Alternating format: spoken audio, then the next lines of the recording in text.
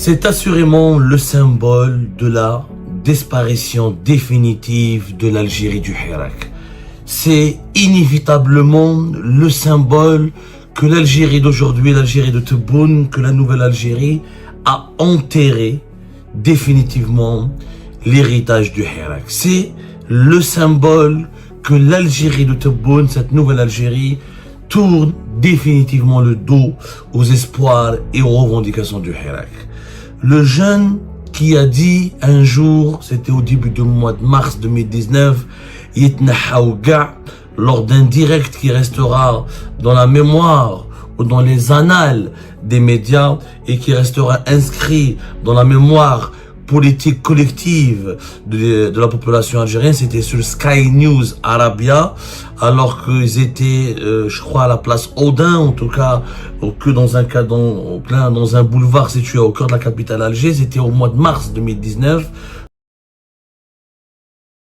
Vers le 11 mars 2019, quand Abdelaziz Bouteflika avait annoncé qu'il renonçait officiellement et définitivement à son 5e mandat, à sa candidature à un 5e mandat, il y avait un jeune qui avait interrompu le direct de Sky News Arabia et qui a prononcé une phrase qui est devenue l'un des slogans majeurs et emblématiques du Hirak, ce mouvement de contestation populaire pacifique qui a fait connaître l'Algérie dans le monde entier et qui a mobilisé des millions d'Algériennes et d'Algériens chaque vendredi tout au long de l'année 2019. Cette phrase, elle est très connue, toutes les Algériennes et les Algériens l'ont entendue au moins une fois, pour ne pas dire ils l'ont entonnée ou chanté ou proclamé au moins une fois durant leur vie.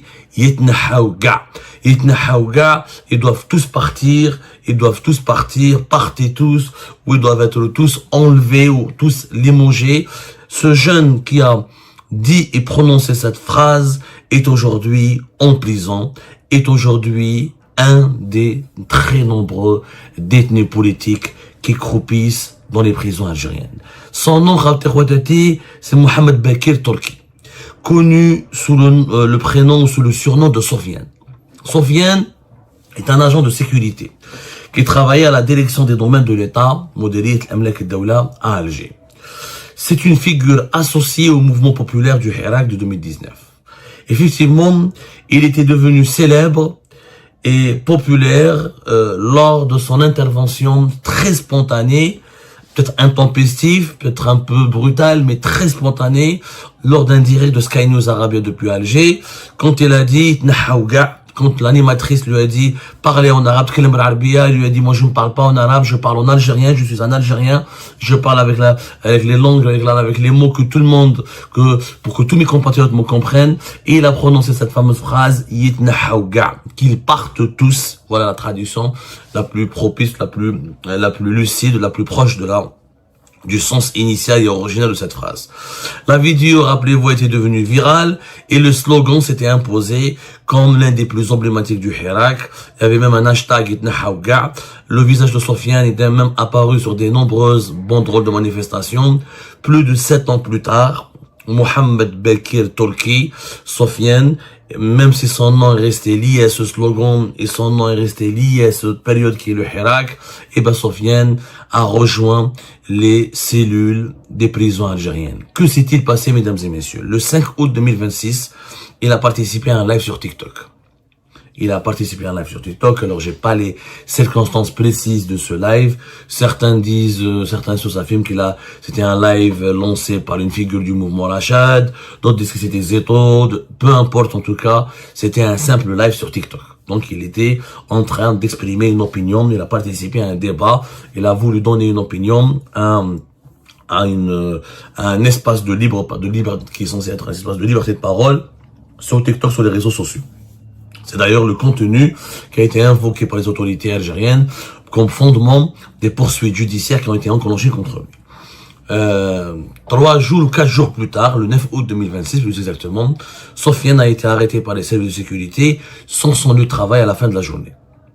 Du 9 au 12 août, il était placé en garde à vue. Et le mercredi 12 août dernier, c'est-à-dire hier, peut être beaucoup plus précis, hier, il a été présenté devant le procureur de la République, près du tribunal de Sidi Mohamed. Et ensuite, il a été déféré devant un juge d'instruction. Et le juge d'instruction a ordonné son placement en détention provisoire, à savoir son emprisonnement. Il a été envoyé à la prison de Koléa, où une ouverture et il fait l'objet maintenant d'une information judiciaire. Il a été accusé d'apologie du terrorisme, le fameux article 87 bis du code pénal algérien, et il a été accusé d'utilisation des technologies de l'information, de la communication pour soutenir et diffuser les idées d'une organisation terroriste, clairement faisant référence au mouvement Rached. Il a été aussi accusé de publication, de promotion volontaire de fausses informations nouvelles via les réseaux sociaux, susceptibles de porter atteinte à la sécurité publique et à l'ordre public. C'est le fameux article 196 bis du code pénal algérien. Publication de contenu susceptible de nuire à l'intérêt national, article 96 du code pénal algérien. Outrage à une institution publique, école constituée, incitation au boycott des élections.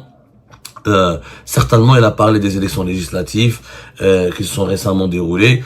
Clairement, Sofiane a tout simplement donné ou analysé ou donné son avis sur la situation politique actuelle ou la situation économique actuelle de son pays, sur l'état actuel de son pays. Et Sofiane, est devenu un détenu d'opinion. C'est un délit d'opinion.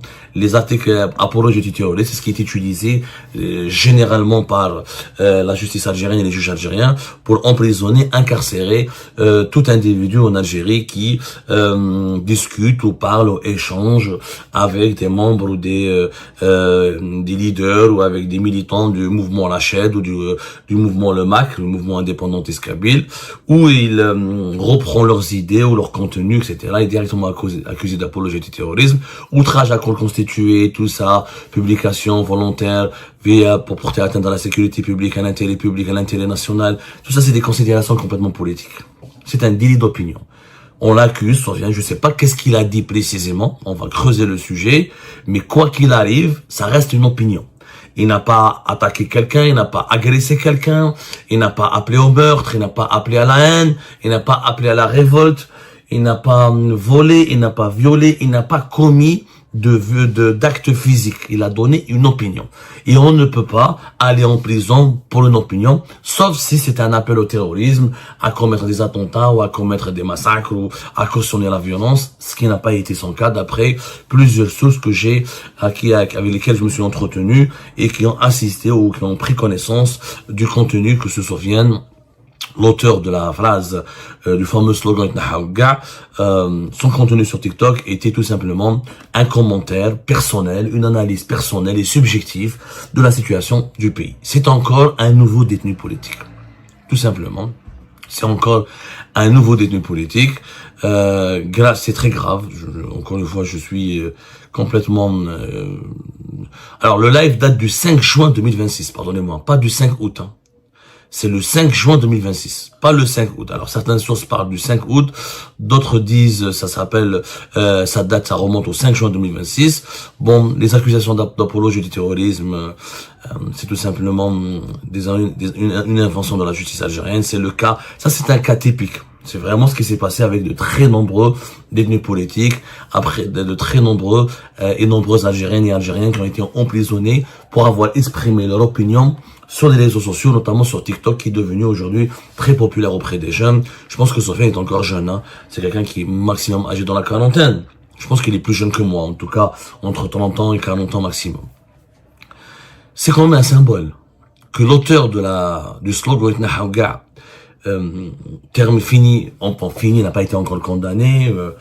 En tout cas, son procès ne va pas se dérouler d'ici demain. Il va passer quelques mois minimum en prison. Aucun détenu, très peu de détenus d'opinion sont restés moins d'une année en prison en Algérie. C'est entre 1 année et 2 ans la période minimale. Ça peut aller jusqu'à 5 ans pour certains cas de figure, mais c'est au moins entre 1 année et 2 ans de prison ferme.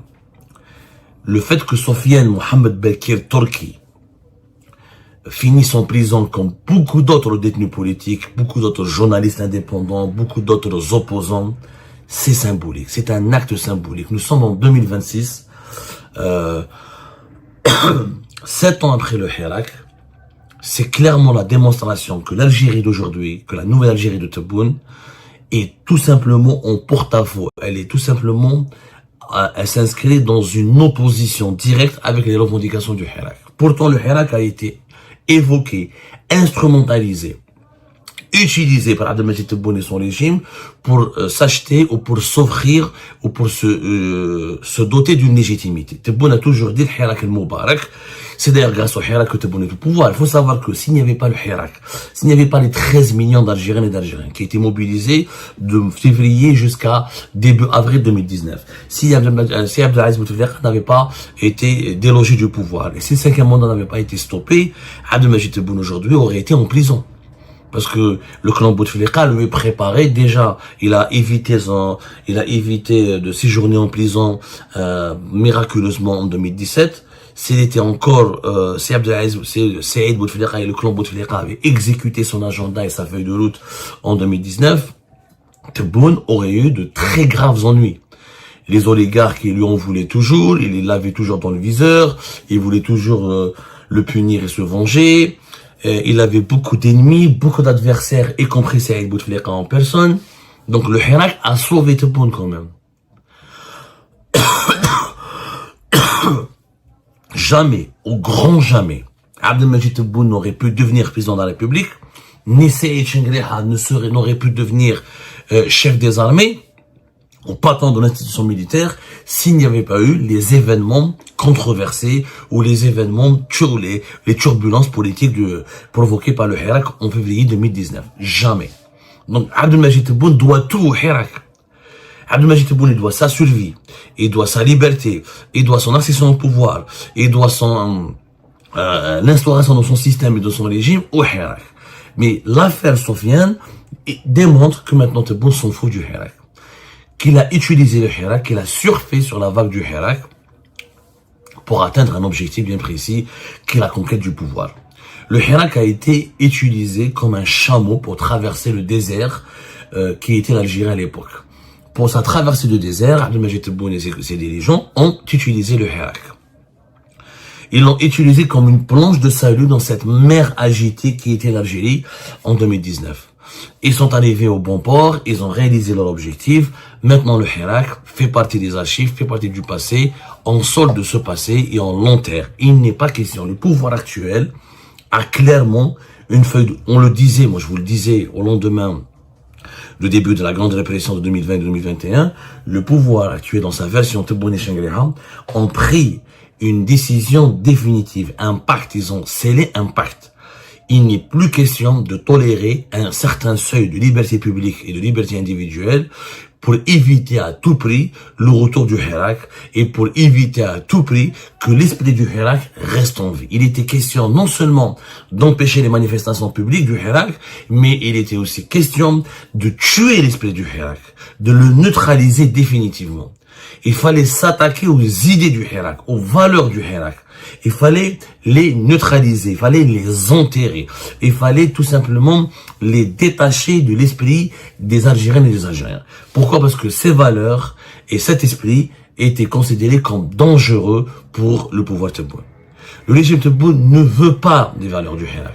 L'alternance au pouvoir, l'égalité sociale, la fin des inégalités, le droit à la liberté d'expression, une justice indépendante, un état de droit, la culture des bilans, les dirigeants qui doivent rendre des comptes au peuple, le peuple qui décide, le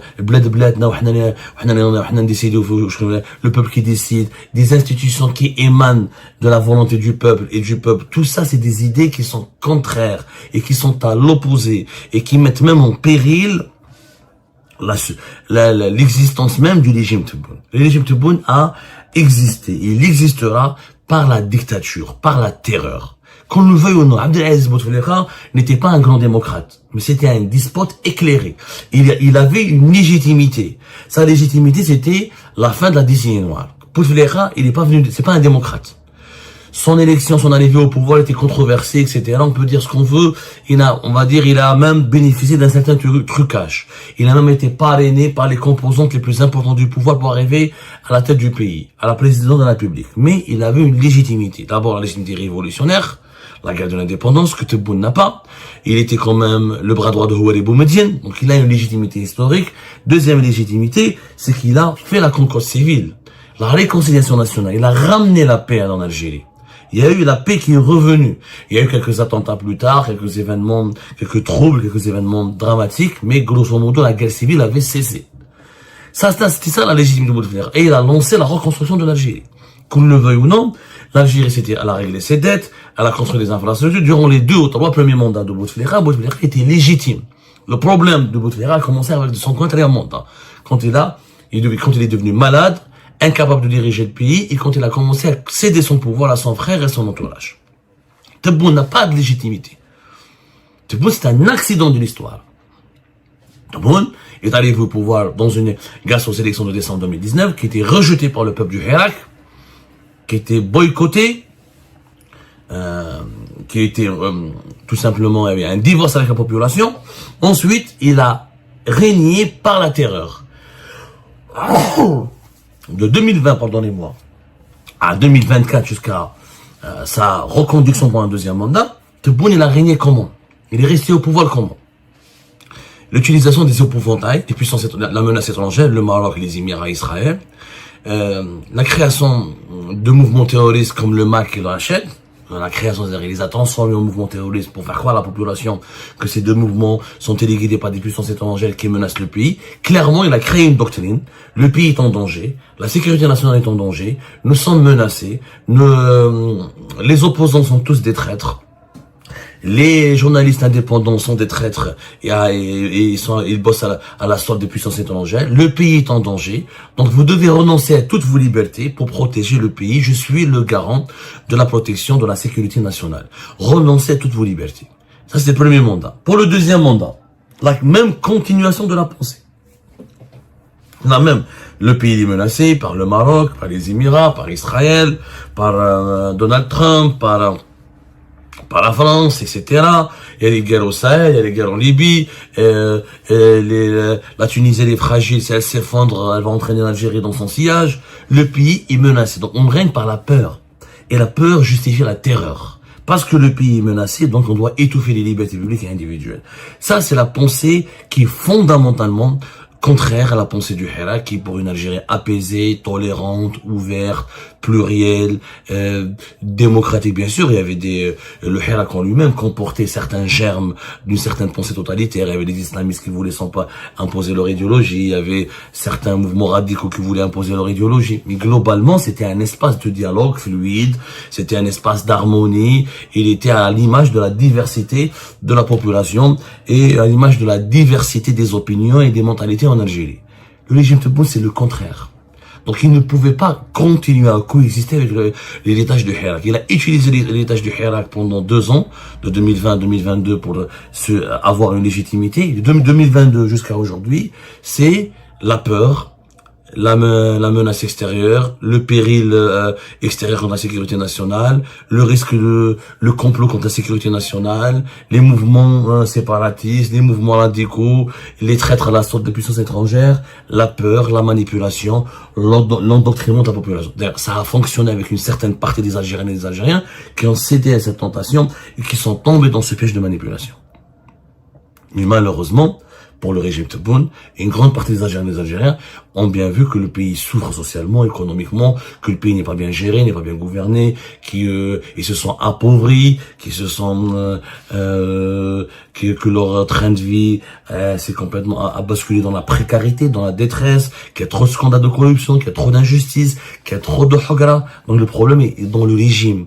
Le problème c'est lié est fondamentalement lié au dysfonctionnement et aux défaillances du régime lui-même et non pas des menaces extérieures ou des complots qui viendraient de l'étranger. Sofiane, son emprisonnement, son incarcération, entre dans le sillage de cette doctrine du régime Tebboune qui est complètement de verrouiller tout l'espace public, aucun compromis avec l'opposition, avec les libertés publiques et individuelles, aucune concession avec les aspirations légitimes du peuple algérien au débat, à la liberté d'expression, à la démocratie, à l'alternance au pouvoir, à une culture des bilans qui doit être imposée aux dirigeants. C'est tout simplement un enterrement symbolique de l'héritage et de la pensée du Hirak.